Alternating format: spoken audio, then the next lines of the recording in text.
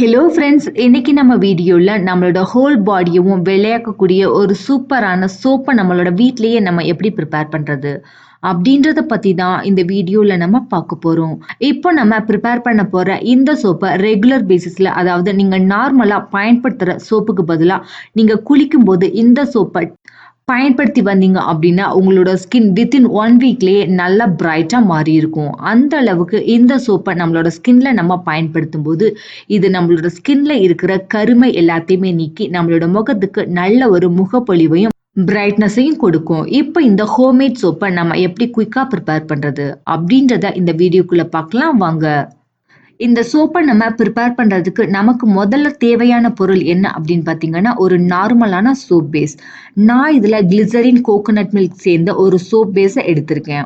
நீங்க உங்ககிட்ட இருக்கிற ஏதாவது ஒரு சோப் பேஸை இதுல எடுத்துக்கோங்க. ஒருவேளை உங்களுக்கு சோப் பேஸே கிடைக்காத பட்சத்துல நீங்க இதுல பியர் சோப்பு கூட பயன்படுத்திக்கலாம்.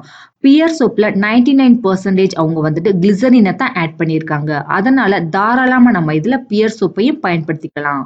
நீங்க இந்த சோப் பேஸ ஆன்லைன்ல பர்ச்சேஸ் பண்ணிக்க முடியும். நான் இதுல ஒரு 50 கிராம் மட்டும் சோப் பேஸை எடுத்து அதுக்கு தகுந்த மாதிரி உங்களுக்கு சோப்பை ப்ரிப்பேர் பண்ணி காமிக்கிறேன். உங்களுக்கு எவ்வளவு சோப் ப்ரிப்பேர் பண்றீங்களோ அதுக்கு தகுந்த மாதிரி நீங்க குவான்டிட்டியை அட்ஜஸ்ட் பண்ணிக்கலாம். நான் எடுத்துக்கிட்ட இந்த சோப் பேஸை நல்லா சின்ன சின்ன பீசஸா நீங்க இதே மாதிரி கட் பண்ணி எடுத்துக்கோங்க.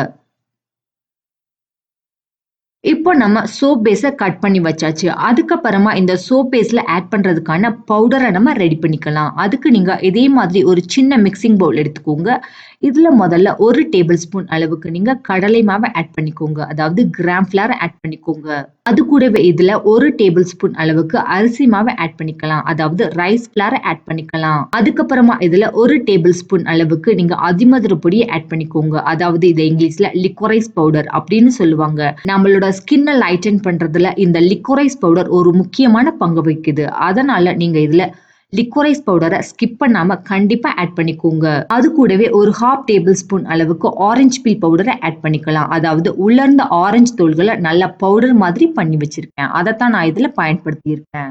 அது கூடவே ஒரு 1/2 டேபிள் ஸ்பூன் அளவுக்கு இதுல முல்தானி மிட்டி பவுடரை ஆட் பண்ணிக்கோங்க. அதாவது இது இங்கிலீஷ்ல ஃபுல்லசெட் பவுடர் அப்படின்னு சொல்லுவாங்க. அதுக்கப்புறமா இதுல ஒரு பிஞ்ச் அளவுக்கு நம்ம கஸ்தூரி மஞ்சளை ஆட் பண்ணிக்கலாம். ஒருவேளை இந்த சோப்பை ஆண்கள் பயன்படுத்த போறீங்க அப்படின்னா இதுல நீங்க கஸ்தூரி மஞ்சளை ஆட் பண்ண வேண்டாம்.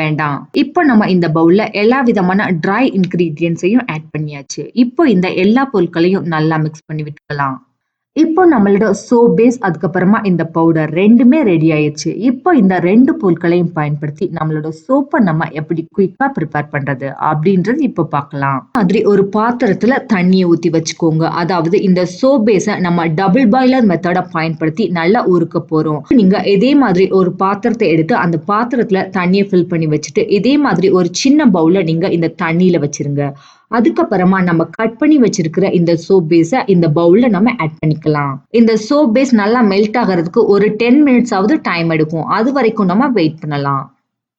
இப்போ பாத்தீங்க அப்படின்னா இந்த சோப் பேஸ் நல்லா மெல்ட் ஆயிருச்சு. இப்போ நம்ம இதுல நம்ம எடுத்து வச்சிருந்த அந்த ட்ரை இன்கிரீடியன்ட்ஸை நம்ம இதுல ஆட் பண்ணிக்கலாம். நீங்க இந்த பவுடரை இந்த சோப் பேஸ்ல ஆட் பண்ணி நல்லா மிக்ஸ் பண்ணி விட்டே இருங்க. அதாவது எந்த விதமான லம்ப்ஸும் ஏற்படாம. நீங்க இந்த பவுடர் எல்லாத்தையுமே இந்த சோப் பேஸ்ல ஆட் பண்ணி முடிச்சதுக்கு அப்புறமா ஸ்டவ் ஆஃப் பண்ணிருங்க. ஃபைனலா நம்ம இதுல இன்னும் ஒரு மெயினான பொருளை ஆட் பண்ண போறோம். அது என்ன அப்படின்றத இப்ப பார்க்கலாம். நீங்க இதுல ஒரு டேபிள் ஸ்பூன் அளவுக்கு ஸ்வீட் ஆல்மண்ட் ஆயில் ஆட் பண்ணிக்கோங்க. அதாவது பாதாம் எண்ணெயை ஆட் பண்ணிக்கோங்க. உங்களுக்கு தேவைப்பட்டது அப்படின்னா நீங்க இதுல சாண்டல்வுட் எசென்சியல் ஆயில கூட ஆட் பண்ணிக்கலாம். என்கிட்ட அந்த ஆயில் இல்லாததுனால நான் இதுல அதை ஆட் பண்ணல. உங்ககிட்ட சோப் மோல்டு இருந்தது அப்படின்னா நீங்க சோப் மோல்டை எடுத்துக்கலாம். அப்படி உங்ககிட்ட எந்த விதமான மோல்டும் இல்லை அப்படின்னா நீங்க இதே மாதிரி சின்ன பவுல எடுத்துக்கோங்க. அப்படி இல்லைன்னா பிளாஸ்டிக் கப்பை கூட நீங்க இதுல பயன்படுத்திக்கலாம். இப்போ நம்ம எடுத்துக்கிட்ட இந்த பவுல்ல நான் கொஞ்சமா தேங்காய் எண்ணெய் ஆட் பண்ணி இந்த ரெண்டையுமே நல்லா கிரீஸ் பண்ணி வச்சுக்கிறேன். ஒருவேளை உங்ககிட்ட வேஸ்லின் இருந்தது அப்படின்னா நீங்க இதுல வேஸ்லினை கூட கிரீஸ் பண்றதுக்கு பயன்படுத்திக்கலாம். நீங்க ரொம்ப ஹாட்டா இருக்கும் போதே இந்த சோப் பேஸை உடனே இதுல ஊத்திராதீங்க. ஒரு 3 மினிட்ஸ் ஆவது நீங்க இதே மாதிரி நல்லா ஸ்டிர் பண்ணிட்டு அதுக்கப்புறமா இந்த சோப் பேஸை இந்த மோல்டுல நீங்க ஊத்திக்கோங்க.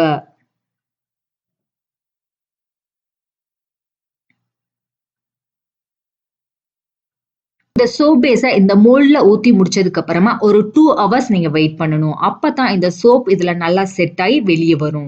உங்களால 2 ஹவர்ஸ்லாம் வெயிட் பண்ண முடியாது அப்டின்னா, நீங்க இத ஃப்ரீசர்ல ஒரு 1/2 அன் ஹவர் டூ 3/4 மணி நேரம் வச்சீங்க அப்டின்னா, இது நல்லா செட் ஆயிரும். அதுக்கப்புறமா கூட நீங்க வெளியில எடுத்துக்கலாம். இப்ப பார்த்தீங்க அப்டின்னா, நான் வச்சு ஒரு 2 மணி நேரம் ஆயிருச்சு. அதுக்கப்புறமா நான் இந்த சோப்ப இந்த மோல்ட்ல இருந்து ரிமூவ் பண்ணிக்கிறேன். இப்போ பார்த்தீங்க அப்டின்னா, நம்மளோட சோப் ரொம்ப பெர்ஃபெக்ட்டாவே ரெடி ஆயிருச்சு. இப்ப நான் இந்த சோப்ப என்னோட கைகள்ல உங்களுக்கு பயன்படுத்தி காமிக்கிறேன். எப்படி இருக்கு அப்டின்றத நீங்களே பாருங்க.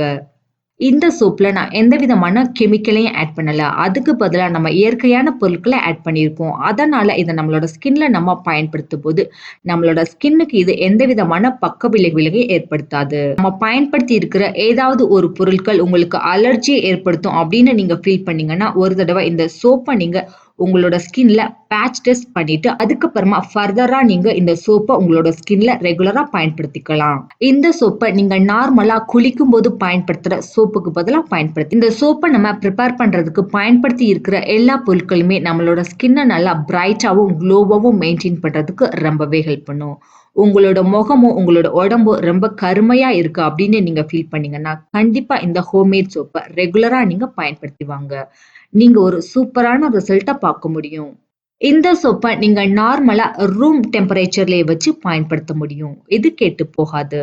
என்ன ஃப்ரெண்ட்ஸ், ஈஸியான வழியில நம்ம வீட்டிலேயே கிடைக்கிற ஒரு சில எளிமையான பொருட்கள பயன்படுத்தி, நம்மளோட வீட்லயே நம்மளோட ஸ்கின்ன ஒயிட்டன் பண்றதுக்கான ஒரு ஹோம்மேட் சோப்ப நம்மளாவே எப்படி பிரிப்பேர் பண்றது? அப்படின்றத பத்தி இந்த வீடியோல நம்ம பார்த்தோம். இது மாதிரி பல ஹெல்த் அண்ட் பியூட்டி டிப்ஸ் உங்களுக்கு வேணும்னா, எங்களோட சேனல சப்ஸ்கிரைப் பண்ணுங்க.